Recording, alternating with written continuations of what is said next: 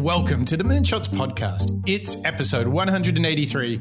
I'm your co-host, Mike Parsons, and as always, I'm joined by Mark, Checklist Pearson Freeland. Good morning, Mark. Hey, good morning, Mike. Get things done, Parsons. I mean, this is a big show within our productivity series, isn't it? It certainly is. And if you thought we had exhausted all matter of productivity, listeners, you're totally wrong. We have so much more productivity to give you, and it starts right now, doesn't it, Mark? Yep, it starts with today's show, episode 183, with Atul Gawande's The Checklist Manifesto, How to Get Things Right. I mean, Mike, Atul is a pretty spectacular individual. I won't be able to list all of his accomplishments and achievements here because we'll probably need the entire show. But just to give you a quick snapshot, he's a renowned surgeon, writer, public health leader. He was a longtime writer for The New Yorker, and he's written four New York Times bestsellers, including today's topic, which is The Checklist Manifesto, which fits perfectly into that series of ours. It does. You could have given us an executive summary, Mark, and just said, Atul Gawande, overachiever. Yeah, exactly. Overachiever. But I think we know how he managed to be that overachiever, Mike. And I think the secret is checklists. How cool is that, though, that somebody who has produced so much, done so much, from being a doctor, from attending Harvard School of Health and medicine, to someone who's written bestsellers, he's giving us the formula. This is so Moonshots when we have the chance not just to go, wow, this is really cool what he's done, and his work is wow, but to go deeper and say, well, how did he do it? And here's the killer, Mark. We today will ask ourselves, how do we do it too? If you want to be so prodigious like Atul Gawande, then right here on this show, we will break down the secret sauce, the success habits that he followed. How good is that? I mean, he, like you say, breaks it down from quite a medical background. He brings in stories around utilizing elements of the checklist and those type of tasks and behaviors in your daily and professional life. I think there's so much for us to learn within this show, Mike. And it's areas, like I say, we can use when we're creating the show for Moonshots, when we're getting ready for our days or our weeks ahead. It transcends all of those different elements of our lives. And I think we're basically getting from Atul a bit of a cheat sheet on how to be that best version of ourselves. We certainly are. And I think what's ahead of us in this show, Mark, is we're going to get insanely practical on mastering the checklist. But we're also equally going to push right into, if the making of the checklist is the habit and the following the checklist, it's the daily habit, right? Mm. On the other side, there's sort of the behavioral stuff, the psychology behind why we should use them and often why we don't. And what's really interesting, Mark, is in exploring all of these masters of productivity, we are not just learning about time management, task execution. We seem to be discovering some real truths about how we think and behave as human beings, don't we, Mark? Yeah, I think you're spot on there. And particularly in today's show from Atul, he does break down the hurdles and the difficulties perhaps and the challenges that we do run into when we're trying to be that little bit more productive, because I think we're all hardwired into certain behaviors. We often take that path of less resistance. And what I found in the last couple of shows within our productivity series with David Allen, for example, is this permission, the permission to almost forgive yourself and say, okay, well, it's all right if I haven't been that good. However, based on Chris Bailey's work with Hyperfocus, I can take ownership and then become that little bit more productive, that little bit more efficient, that little bit more focused. Yes. And I think when you break down the key lessons, aside from, the habit formations within some of these works, it is really just about getting that mindset right and getting yourself into a place where you want to go out and achieve and maybe take the path that's slightly less trodden Yeah, absolutely. And, when you hear checklist and manifesto, you think, oh, gee, that's like getting a bit overexcited Yeah. about the humble checklist. But Mark, it really is so much more. I think Atul has a big story to tell here, doesn't he? Yeah, he really does. So, Mike, why don't we let Atul himself introduce us to the concept of checklists, because they really can help us all get that little bit better. So let's now hear from Atul Gawande break down the value of checklists. I got interested in this when the World Health Organization came to my team asking if we could help with a project to reduce deaths in surgery. The volume of surgery had spread around the world, but the safety of surgery had not. Now, our usual tactics for tackling problems like these are to do more training, give people more specialization, or bring in more technology. Well, in surgery, you couldn't have people who are more specialized, and you couldn't have people who are better trained. And yet we see unconscionable levels of death, disability that could be avoided. And so we looked at what other high-risk industries do. We looked at skyscraper construction. We looked at the aviation world. And we found that they have technology, they have training, and then they have one other thing. They have checklists. I did not expect to be spending a significant part of my time as a Harvard surgeon worrying about checklists. And yet what we found were that these were tools to help make experts better. We got the lead safety engineer for Boeing to help us. Could we design a checklist for surgery, not for the lowest people on the totem pole, but for the folks who were all the way around the chain, the entire team, including the surgeons? And what they taught us was that designing a checklist to help people handle complexity actually involves more difficulty than I had understood. You have to think about things like pause points. You need to identify the moments in a process when you can actually catch a problem before it's a danger and do something about it. You have to identify that this is a before takeoff checklist. And then you need to focus on the killer items. An aviation checklist like this one for a single-engine plane isn't a recipe for how to fly a plane. It's a reminder of the key things that get forgotten or missed if they're not checked. So we did this. We created a 19-item, 2-minute checklist for surgical teams. We had the pause points immediately before anesthesia is given, immediately before the knife hits the skin, immediately before the patient leaves the room. And we had a mix of dumb stuff on there, making sure an antibiotic is given in the right time frame because that cuts the infection rate by half. And then interesting stuff because you can't make a recipe for something as complicated as surgery. Instead, you can make a recipe for how to have a team that's prepared for the unexpected. And we had items like making sure everyone in the room had introduced themselves by name at the start of the day, because you have half a dozen people or more who are sometimes coming together as a team for the very first time that day that you're coming in. We implemented this checklist in 8 hospitals around the world, deliberately in places from rural Tanzania to the University of Washington in Seattle.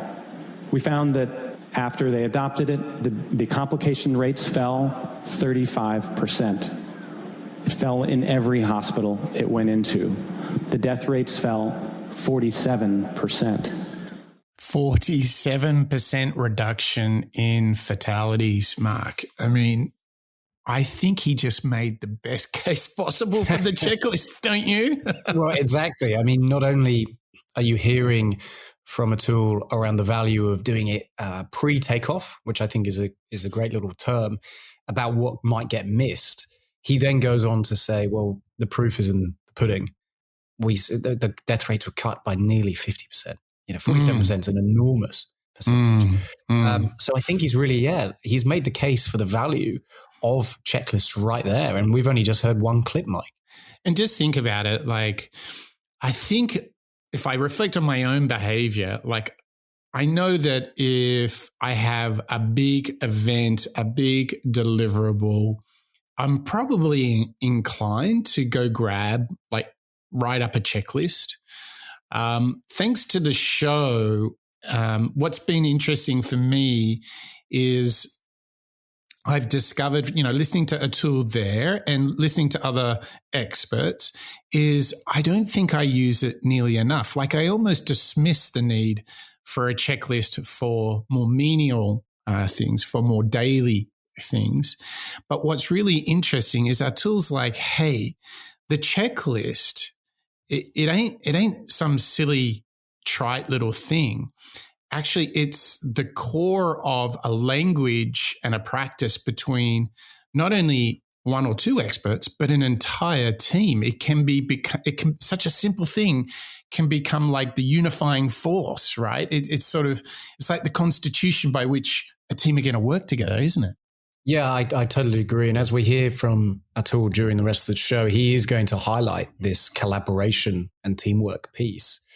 And to build on what you were just saying, Mike, the way that I use to-do lists is definitely quite functional. But actually what I am already learning from Atul is to insert checklists around the process I go on in order to complete some of those items on the checklist. So what I mean by that is, instead of saying, right, today I need to do the pre-production of our show. That's one big item. But the truth is, there's going to be a number of steps within that item, aren't there? Yeah. And through preparation, I can be a little bit more efficient if I know the steps that then go into building or pre-producing that show.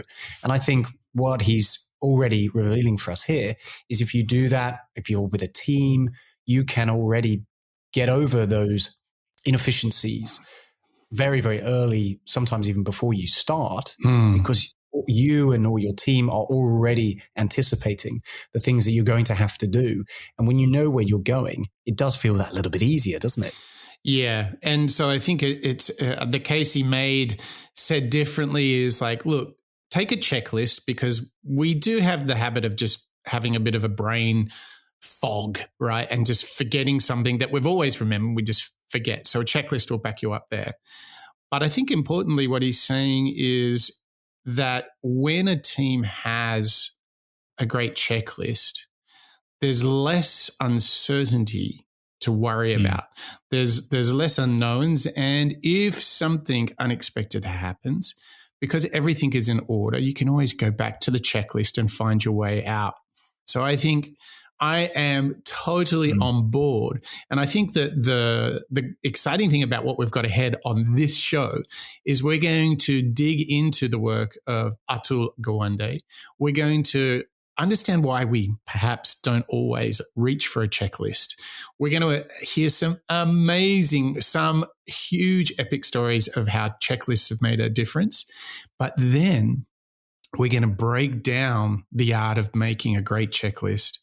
And we're going to understand that this is far from something that is trivial, but something so simple and elegant can be the key to high performance. So, Mark, we have so much ahead. And I have a question for you. Can you think of one task to put on your checklist as you listen to the Moonshot Show? Perhaps you get a cup of coffee, put in the headphones, you open up your phone, you press play on the podcast. I'm trying to think, is there something else that we could add to that checklist, Mark, that would be a really vital activity to do? I think for me, Mike, that vital activity would be to navigate one step further and start to become what we like to call our Moonshot's members. And Mike, those Moonshot members are not only getting a shout out each week, but they're really making a fundamental difference to the Moonshot Show, aren't they? They really are. They're joining in the conversation. They are supporting us as we pull together this huge production that gets distributed all around the four corners of the globe.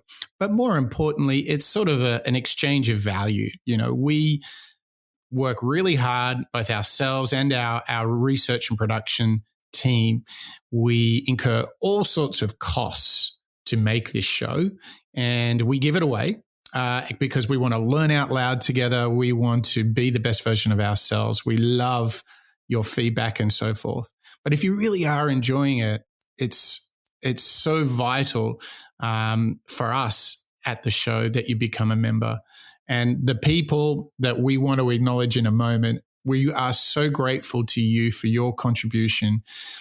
For your small contribution, you are not only helping us pay the bills, but you are actually part of something really special, a place where we come together, where we can say, let's get over all of our insecurities, let's get over the uncertainty, and let's shoot for the moon. Let's be the best version of ourselves. So, Mark, I think get the trumpets, get the drum roll ready. Let's tip the hat to our members. That's right. Please welcome Bob and Niles, John, Terry, Niall, Marjolaine, Ken, Dietmar, Tom and Mark, Marjan, Connor, Rodrigo and Yasmin, Lisa, Sid, Mr. Bonjour, Maria, Paul, Berg and Kalman, David, Joe, Christelle, Evo, Christian, Hurricane Brain, Samuela, Kelly, Barbara and Bob, Andre and Matthew, Eric, and our brand new members, Abby, Josie, and Joshua. Thank you all for joining us today as Moonshot members. And if you are tuning in and you're enjoying the productivity series, if you're dying to know what the ultimate checklist should be, well, it's all ahead of you on this show. And we would love it if you became a member to support us on this journey of building something special together. And we want your feedback, your suggestions. Many of the shows that we have, the authors or the experts that we focus on are suggested by you, and you can do that. So go to moonshots.io, and if you go there, you can become a member. You can support us. And Mark, you also get access to the Moonshots Master Series, which is an entire second podcast that we do exclusively for our members, right? Yeah, that's right. The Master Series are fundamental, deep dives, comprehensive breakdowns of topics that we might occasionally run into on the Moonshot Show. These are topics such as motivation, teamwork and collaboration, as well as, real thinking models like second order thinking. And what you and I do and the Moonshots team, Mike, we really break down those fundamental frameworks and constructs, don't we? And try to identify how we can make them part of our daily habits. So members, they are the only ones who can get access to this version. So if that sounds a little bit tempting, pop along to moonshots.io, hit the big button at the top, become a member, and join the Moonshots family today. Yep. And if you need any further encouragement, I'll do both the carrot and the stick here, Mark. The carrot is once we hit 50 members, we're at 37 guys, so we can do this. When we hit 50, we will roll out our Moonshots tees, posters, and all that good stuff. And I think perhaps next week we might start sharing the designs with our members so they can vote for which ones they would like us to make. So we need 13 more members, and then we can release the merch. And they're going to be some really nice T-shirts, posters, tote bags, all that kind of good stuff that could be great for a gift or something for yourself. And we've really tried to design them as, for example, T-shirts that we'd wear or posters we'd have in our office or our studies. So we'd really encourage you. So we need 13 more, Mark. So we'll put out the designs next week. We'll get some feedback from our members. But on the other hand, we really would ask you to contribute to the show. We only ask the price of 1 cup of coffee per month to support the show. That helps us pay all our bills. And we are well over 50,000 listeners a month now, and we have just 37 members. So there's got to be a few more of you listening to this show who are thinking, I really look forward to when the Moonshots podcast comes out every single week, every single holiday. We still ship a show for you so you can learn out loud. And if you're into that, if you want to put something on your checklist, well, become a member at moonshots.io. So, Mark, now that we've kind of added something to the checklist, I think it's the perfect moment where we need to understand why sometimes folks don't always want to use their checklist, right?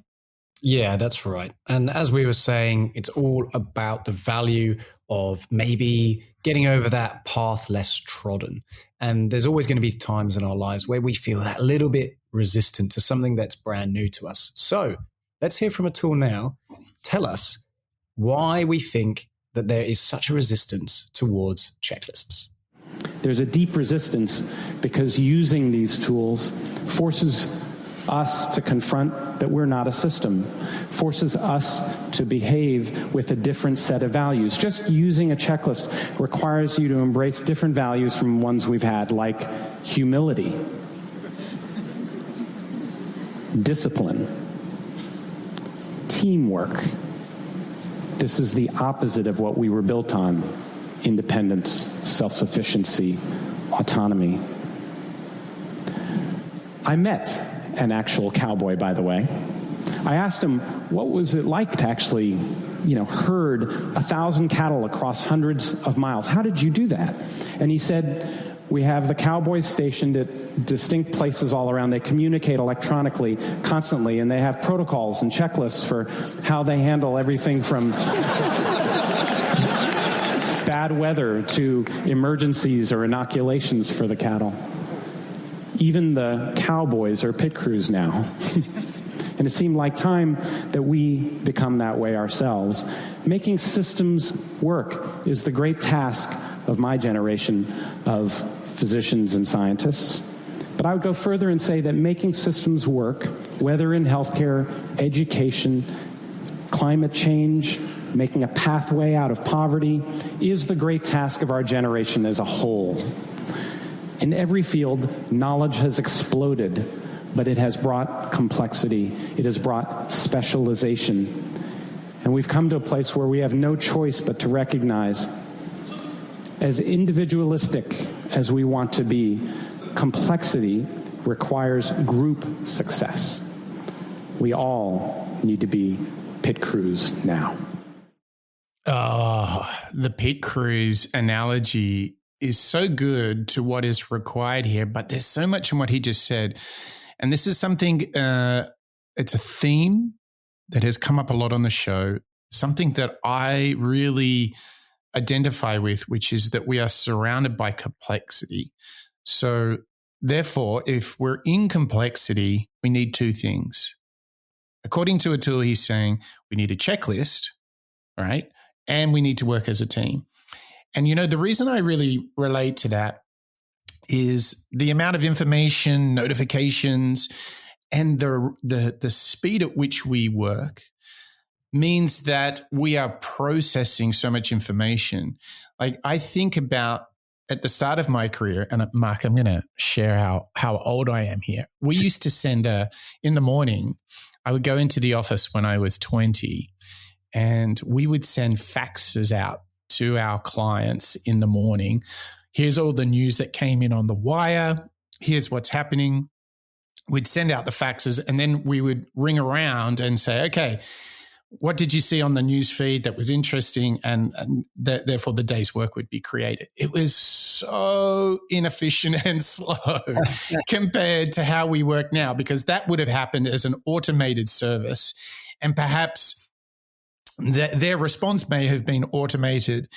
My point being is things happen at light speed. We work at a speed and a density now that even in my early career, 27 years ago, we would have been shocked that we were working at that speed, that velocity, that volume. So in a funny way, as sophisticated and hyperspeed as our way of working is, the more we need to grab onto these human simple truths, have a list, work as a team, because that's the only way to counterbalance the speed, the complexity, and the sheer data that we're processing as human beings. Yeah, I believe it's really calling up references and similarities to Cal Newport's work with digital minimalism and deep work, and his latest book on emails, as well as last week's show with Chris Bailey on Hyperfocus. Even though we are in a world where you don't have to send faxes anymore, instead you get it all streamed into your email, social media, and so on. That's too much information, isn't it? It's very complex to compartmentalize and understand and draw insights from that level of information. And I think you're right. Calling out what Atul's calling out is putting in that system, making it work, whether it's in medicine or marketing or any other industry, education. It's going to help those individuals who are absorbing that information, because otherwise it's just overwhelming, isn't it? Well, think about it like this. We love, and personally, one of my favorite, most used features on the iPhone is do not disturb. Like, you're literally saying, I've got this like rocket ship of a device, but please like neutralize its functionality because it's just too much. It's like so it's preventing me from getting my job done. So I think that tells us everything. Our need to go on to do not disturb, our need to go on a digital detox, tells us, makes the case for the complexity that we live in. If you sort of acknowledge that and say, okay. All right, some basic things. Let's work as a team. Let's have a checklist. Let's make it real simple, because when facing complexity, the art is making things simple. That's the only way. So hopefully now what we've done is we've rebranded checklists. We've made them the thing of the moment, Mark.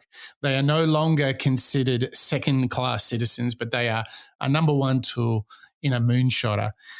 But I feel like what we need now, Mark, is we need a story. We need a tool to share with us some moment where following the checklist and working like a pit crew has really delivered, just to make sure that we're all really committed to this idea of checklists. So why don't we jump in and listen to Atul recounting? It's a story of a girl and a frozen girl, and how the power of a checklist and working like a pit crew did the unthinkable, and it brought her back to life. I want to start by telling you about a case that got me thinking about what we're really trying to pull off in many lines of work. But this is a medical case, and I read about it when it came out in a journal about a decade ago, outlining how we take care of people who've drowned and what we should do to try to revive them. It described the case of a 3-year-old girl who had fallen into an icy fish pond with her family while out on a picnic in Austria in the Alps. And the girl, it's one of those nightmare moments, was simply lost beneath the water. The parents saw her, dived in, and couldn't get her. It was at least 30 minutes until they were able to find her at the pond bottom, fish her out, get her to the surface, and then to the shore. She wasn't breathing. They called the emergency services line. The operator gave instructions on how to do CPR. About 8 minutes later was when the first emergency services team arrived on the scene, and they got the first vital signs. Her temperature was 66 degrees, more than 30 degrees below normal. Her pulse was absent. She wasn't breathing. And most ominously of all, her pupils were dilated and didn't react to light, meaning that the brain was gone. But you don't give up on a little girl. They took over taking care of the chest compressions. They got her in a helicopter and transported her to the nearest hospital. There, she was taken directly to the operating room and bypassed the emergency room. And the article outlined what the team then went through as they walked through. What would you really do to be able to have a shot at saving a child in this kind of situation? Well, what it involved was getting the child onto cardiopulmonary bypass, which is not a small matter. You have to cut down over the femoral artery and vein, plug in inflow and outflow lines to the cardiopulmonary bypass machine, prime the pump, and get it all going. So it was an hour and a half before you finally had circulation restored for her. An hour and a half without oxygen and any sign of breathing or circulation. But they kept on going. They slowly warmed her body, and after 2 hours, her temperature reached 76 degrees. At 76 degrees, her heart started beating in a normal rhythm. For the next week, she was comatose. And then slowly, she came back. First, her pupils began to react to light. And then she began to breathe voluntarily. And then one day, she just woke up. She was there. A week later, she went home. She was not done. Her right leg and right arm were paralyzed. Her speech was severely slurred. They had to do occupational and physical therapy along with neurological therapy intensively week after week. But 2 years later, she came back to the hospital and underwent neuropsychological testing, and it showed that she was actually back to normal. Her right arm and right leg had equal strength to her left side. Her speech was no longer slurred, and her psychological and mental skills were at her proper age. She was, in other words, like any other little girl that you and I know. I mean, Mike, this story is accordingly attributed to the inspiration of the book, the Checklist Manifesto by Atul Gawande. Apparently, he heard and read that journal and instantly believed that there was something there. And I think for me, what stands out in that story is where it starts. It's an insurmountable challenge. The girl underwater, icy water for half an hour, no way of bringing her back. But gradually through the use of following items step by step, warming, then heart, then brain, through the use of step by step as well as teamwork, they were able to essentially achieve the impossible, which is bringing somebody back after that. What a story. Time. I mean, this has to be up there with our all-time clips. Like this one, to me, is like, not only did they work as a team, not only did they follow the checklist, they did so for many days, weeks, even years. Mm-hmm. And they brought a little girl back to life.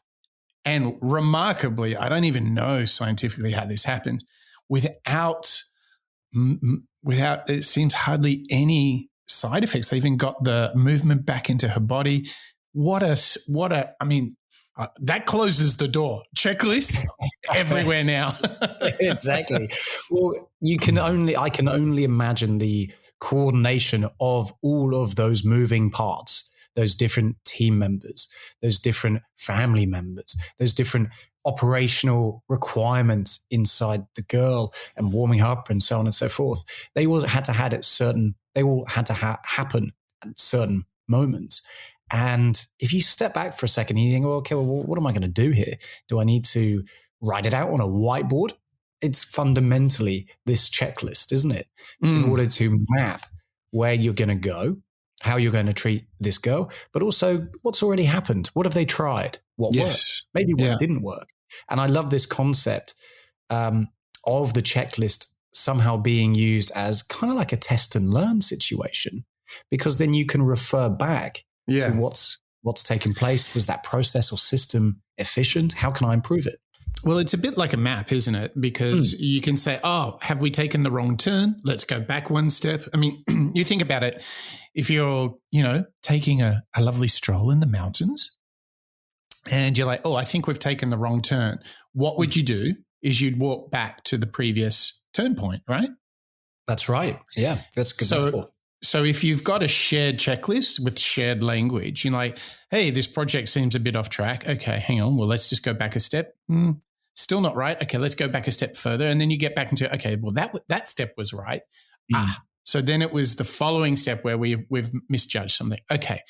And I think what is really powerful about this, not only does this relate to a lot of the productivity stories that we've heard so far in our series, but I'm going to make a little bit of a tangential jump here.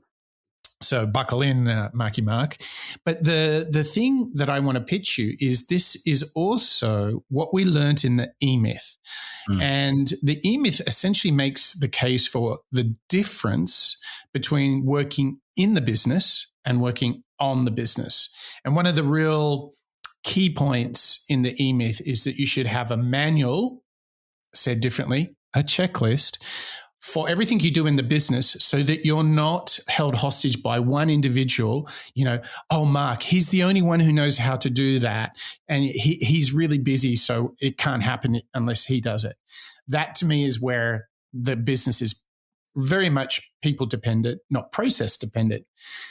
The checklist, Mark, what's dawning on me as we go through this is that the checklist is the way to build systems in teams, whether they're sports teams, whether they're business teams, or even at home with the family, friends, and partners.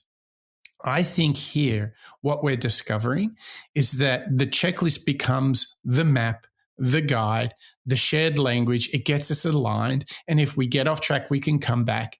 And then it becomes teachable. Because if I know how to do a thing and I write it down as a checklist, what a great way to start teaching. Let's say you know something really great. Let's say it's your checklist for writing a book, and I want to write a book. You can sit down with me and say, Mike, I've written an extensive checklist of all the things you need to do, step by step, in sequence for writing a book. Start with an outline, do some research, et cetera, et cetera. And I'll be like, oh, okay, this takes this huge challenge of writing a book. Oh, okay, I see what I need to do next. And I think that's how we can unlock so much of our potential is when we know where to start, and when we get lost, we know where to come back to. But we can also seek guidance, mentorship. And then if you think about great teams, the really great teams on the sports fields are the ones that there's something magical happening. They're all on the same page. They just get it done. And what you'll find is there's a method and a practice behind it. And what we can learn today is that all starts with the steps we take, the actions we take. Said differently, the checklist. Yeah, I mean, remember the last maybe really good sporting event, team sport, when it's almost as though they're all the players are of one mind. They're where they should be. Let's say it's soccer or football, and the ball just lands exactly at the feet of another player. It's not because they're all being telekinetic and talking in their minds, are they, Mike? It's because they've practiced. They've gone through a checklist of moves, of coordinations, of reactions to certain events within the game. So they're prepared, said differently. And I think you're quite right.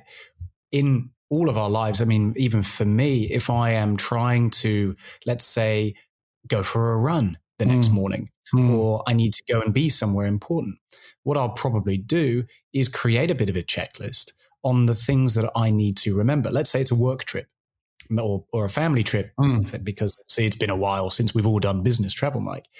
But having a checklist just creates a sense of confidence and removes that anxiety over the level of preparation. Are my team prepared for this event? Well, good news is we have our playbooks or our checklists or our items and plays, formations almost. So I feel confident that we're going to be able to achieve it. Likewise with packing or preparing for a marathon, maybe. If you've got your process and system aligned and you know what you're going to do at what point, let's say it's, in your case, Mike, maybe you've probably got a bit of a checklist, a process and system in place for your marathon of when to take certain gel packs or have glasses of water and so on.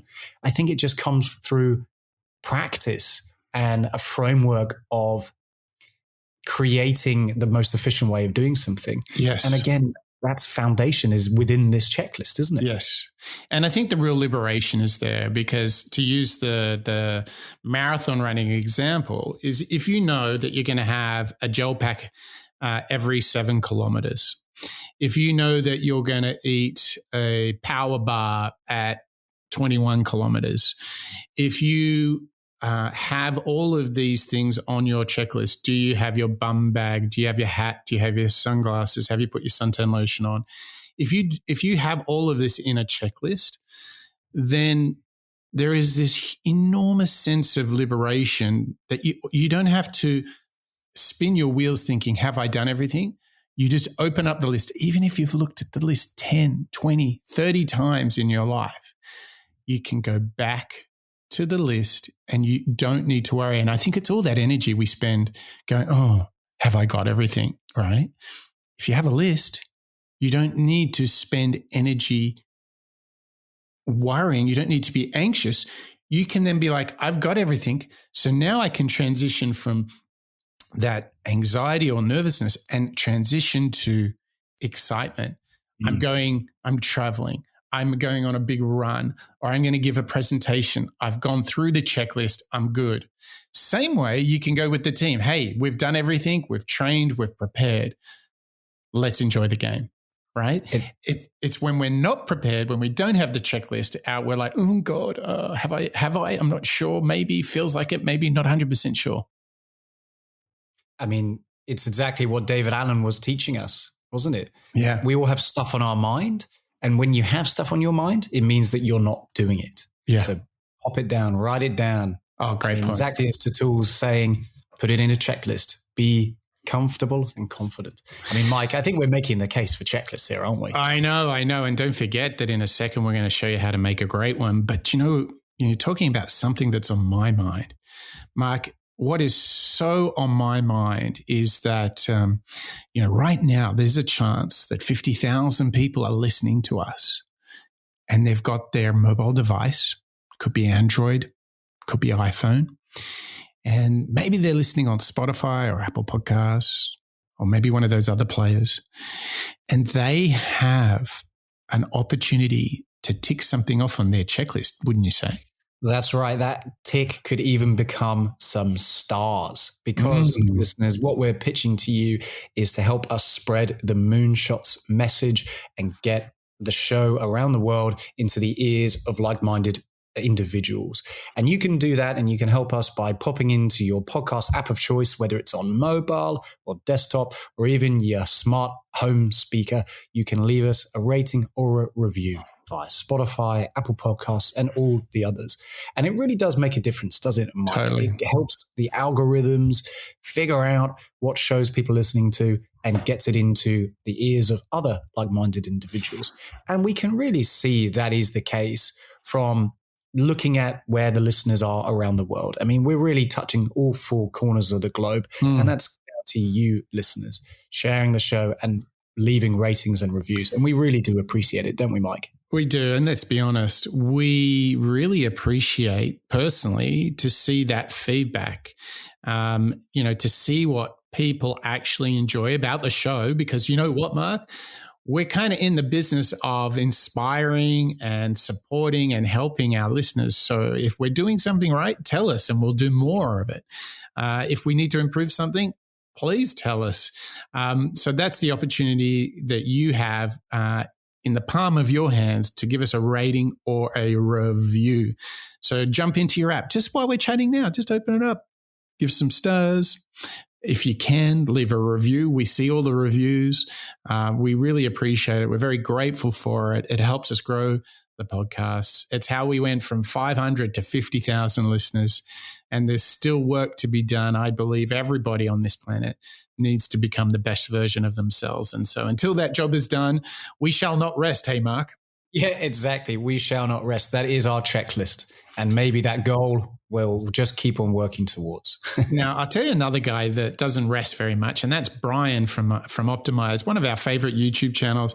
He decodes books, and we love his work. And coming up right now, we've got a clip from him, and he's breaking down Atul Gawande's Checklist Manifesto, and he's recounting a story of how, well, the checklist can, in the most surprising place, lead to excellence. Rewind time. Van Halen is the first band to go into smaller markets with 9 18-wheelers. Usually it was like 3 18-wheelers that would go into major markets, right? They'd come in with 9, super high production value, ton of stuff going on, and they'd go into smaller markets.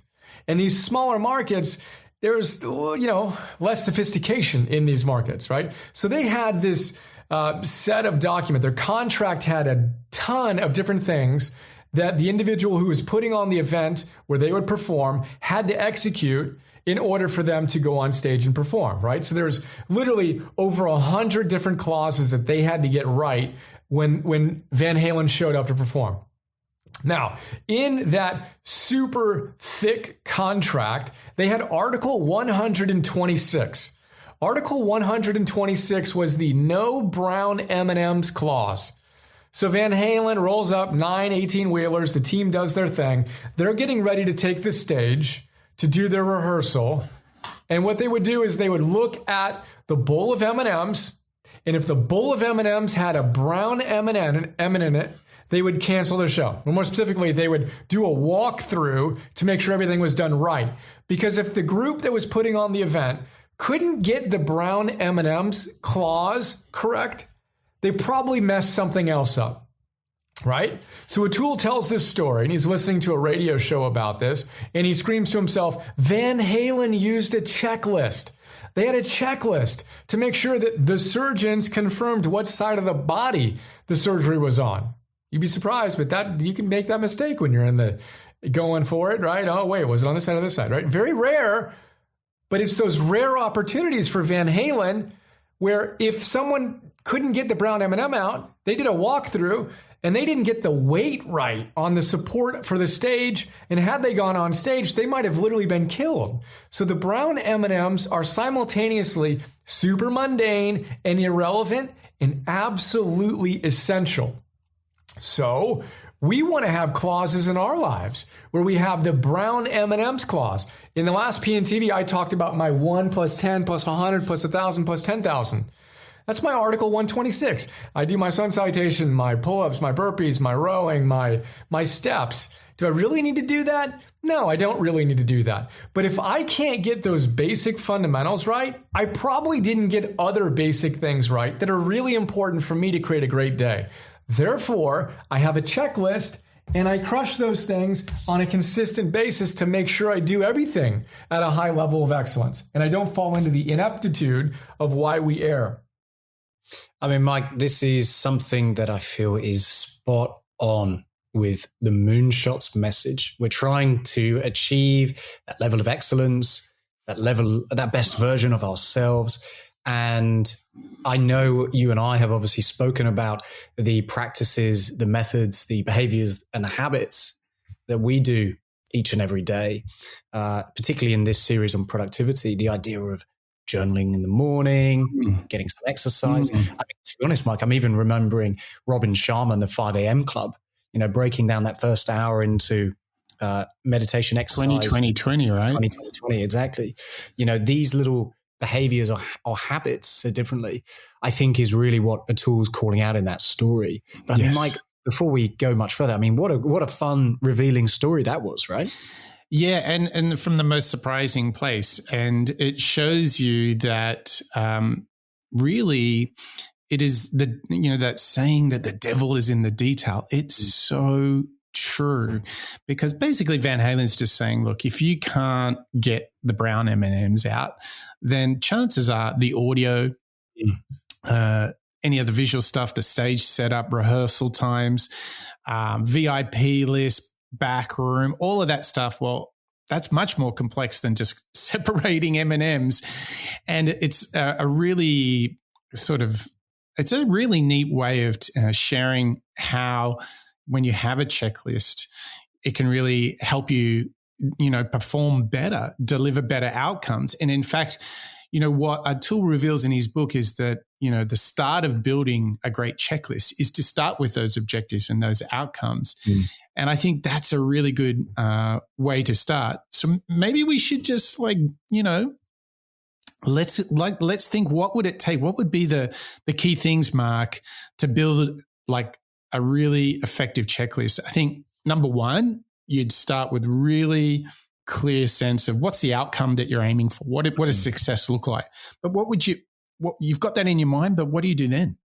Yeah, I think for me, after defining what that goal or objective is that you're trying to do, it's creating a point where you can begin that checklist. So what I mean by that, and what Atul means by that, is rather than creating the list and thinking, right, I've got to begin right now, maybe you factor it in or schedule it in to a certain situation, like the surgeon in the operating room. That's when that checklist begins. So it's having a really clear, not only definition of the end goal, the objective, but it's having a beginning point as well. Yeah, and then from there, I think the interesting thing he explores is he says, this is interesting, that the best checklists are relatively short. They're only like 5 to 9 items. Oh, yeah. And I think that's a bit of a forcing factor, because then you really got to get like, okay, well, I better hit the 8 main things, because you could get buried in the detail. But I think what his point is, if you have too much in your checklist, you overwhelm the reader, don't you? Well, and I've certainly been guilty of that, Mike. Yeah. And I think the lesson that Atul really calls out is helping to keep that short is by focusing on the killer items. Yeah. The items that you may well difference miss. Makers, right? Exactly. You can have all the detail and all the information available, but maybe it's somewhere separate in a different document. On your to-do list and checklist, it needs to be the key killer things that you have to hit. Otherwise, they're going to cause critical issues if they aren't met.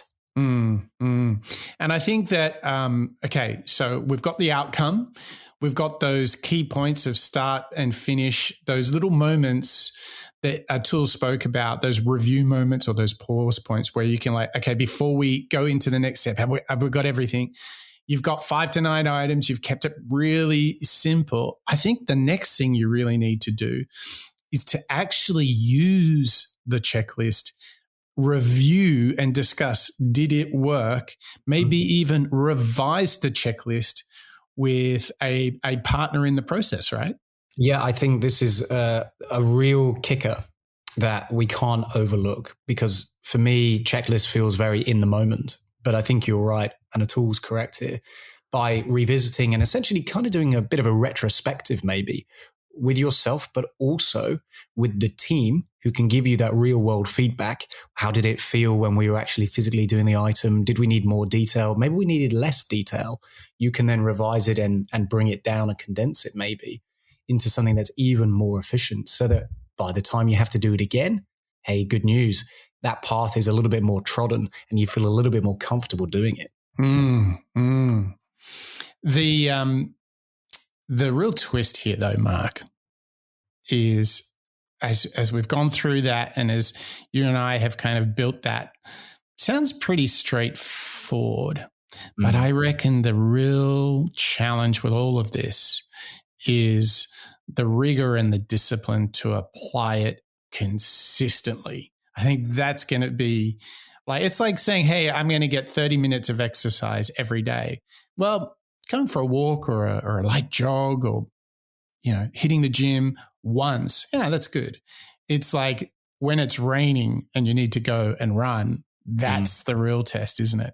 Yeah, it's the discipline to stick to it, isn't it? Yeah. Because, and again, it calls back to Cal Newport and even Chris Bailey with Hyperfocus. We can get distracted by those notifications, by a colleague coming to your desk or sending you an email that then brings you away from that checklist, and suddenly you've got to start it again. I think you're right. It's that organization and checklist to define, right, I'm going to maybe time block and attack this problem, or I'm going to get in a room with my team, virtual or real, and all of us are going to close our laptops and we're all going to work on this project because otherwise you're going to step away and lose track of where you've gone, right? Yeah. Well, we've built the list. Now it's about the discipline to make it happen. And something that you might face as you go to implement your checklist every single day with all of those really crucial, critical, primary activities, ones that you don't want to get wrong, then, well, you need to accept that maybe you're not perfect and that when you think you got it, there's absolutely nothing wrong with saying to yourself, but first I'll check the list. So let's hear for the last time in this show from Atul Gawande, and he's going to be sharing his thoughts on us accepting our own fallibility. I think there's a deeper idea here about why we're resistant to taking the kind of standardized, same way every time approach of making sure you run through checks before you take on something of great complexity or risk. And that's that we believe the joy of work, especially as experts, comes from autonomy, from the freedom to decide whatever it is that you find is the best way to do things. You've trained for many years, you have great experience, you know what you're doing. And yet we find we can make experts better. The reason, I think, is we haven't quite embraced the notion that we are fallible, that the complexity of the world at this point exceeds our capabilities of our brains to hold it all in. And it leads us to have to almost have a different way of thinking of ourselves as people setting out to accomplish things in the world. We have to rethink what it means to be great, which is not just about having that flash moment when you can save the day just by intuition or gut instinct. It is about being prepared for the unexpected. It's about the discipline to make sure that you're ready for whatever may come. The checklist then is a tool and something I go into great length about how they work and how you can make them better for what you need. But there's something deeper that I'm trying to get at in writing about something like this, which is about where we are as a culture and society trying to grapple with the complexity of the world. And as we turn to something like a checklist, what we see is something that is lowly and humble and overlooked, and I think and misunderstood. But when we pay attention to where our weaknesses are, and then pay attention to how something like a checklist works to supplement the failings of our brains and the difficulties teams have in making things come together, what you realize is that an idea like this can be transformative. Under conditions of complexity, our brains are not enough. We will fail. Knowledge has exceeded our capabilities. But with groups of people who can work together and take advantage of multiple brains, preparing, being disciplined, we can do great and ambitious things. Our brains are not enough. I mean, Mike, this is so in line with getting things done, isn't it? By David Allen, isn't it? Isn't it? And who would have thought that in exploring Atul and David's work, that we would discover there are much bigger things of energy, focus, and humility are really at the heart of being more productive. Well, that's an interesting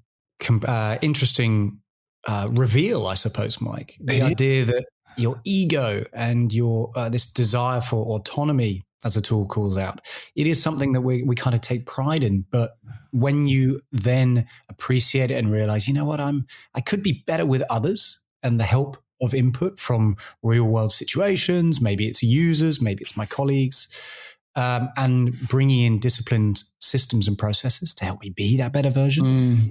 It's quite a reveal, isn't it? This step back from your ego and be that better version of yourself. Which tells you that that's the curse of knowledge, is the temptation to think you're a grand master and you got it. You know this intuitively and back to front. So who the hell needs a checklist? Exactly. Right? Exactly. So from all of these things that we've talked about, Mark, all of these lessons that we've gleaned from Atul Gawande, which one's going to get a little bit of extra homework from you? Well, I think the most surprising or chuckle-worthy one is the brown M&Ms with Van Halen. I think that's a nice little practice. But I think the true value really comes through in that last clip, actually. The accepting your fallibility, you know you could be better with others. And I think that's the kicker here. Create to-do lists and checklists and get other people to review them and maybe even follow them. That I think is the core message. What about you? Listen, I think I'm just going to be like turning everything into a checklist that's really important, because I feel like in doing that, I'm going to learn so much more. I'll review it more and get better. And I think I have been, I've had a little too much hubris with some things. For example, all of the things that come, all of the activities that come with us producing the show, some of those things I just do intuitively and I don't write them down. So maybe I'll start them up. Yep, me too. I was thinking the exact same thing. Simple little processes that I'll follow. I can, again, test to see if it can be done maybe more efficiently. Yeah. And then refine. Yeah. This is the great lesson. Yeah, totally. Well, Mark, thank you to you for joining me on this absolute adventure. And really, I mean, this one had some surprising turns in it. This journey, show 183, Atul Gawande, the Checklist Manifesto, how to get things right. And thank you to you, our listeners and our members who are on their way to getting things right too. And our journey today started with the value of checklists. They make experts better. They bring teams closer. And the reason that we need something so simple like a checklist is we face so much complexity and we're a little bit resistant to them. We think we got it, but we need to take those checklists if we want to be better experts and better teams. And we heard a very inspiring story of the frozen girl. We even heard about brown M&Ms and rock and roll, baby. That's what it takes if you want to take things a level higher. And if those are the practices, the checklists, the rigor and the discipline, there is a mindset where you have to be a little bit more humble. Accept your fallibility and know that you need a checklist just like Van Halen. And if you do that, you'll get better every day. If you do that, you can learn out loud with others, and doing all of those things will help you become the best version of yourself. And that is absolutely what we're all about here on the Moonshots podcast. That's a wrap.